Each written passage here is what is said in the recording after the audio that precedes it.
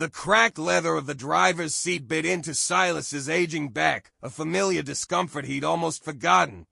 He'd traded the roar of engines and the squeal of tires for the quiet rustle of library pages years ago, a supposed retirement carved from stolen fortunes. But the past, like a persistent shadow, had lengthened again.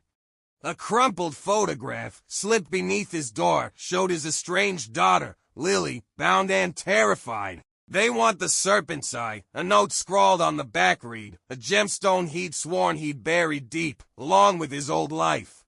They knew he was the only one who could get it, and they were willing to use his weakness against him. He cursed his sentimentality, the foolish desire to leave Lily a legacy, a life free from his filth.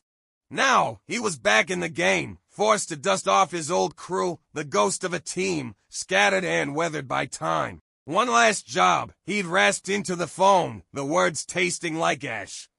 Benny, the safecracker with trembling hands, and Frankie, the getaway driver whose reflexes were dulled by years of cheap whiskey, were all that remained. They looked at him, their eyes filled with a mix of fear and grudging loyalty.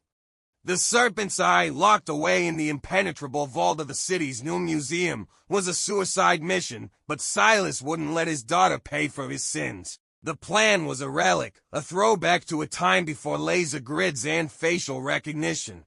It relied on grit, timing, and a healthy dose of luck. The museum, a steel and glass fortress, mocked their antiquated methods, but Silas, fueled by a father's desperation, moved with a surprising agility.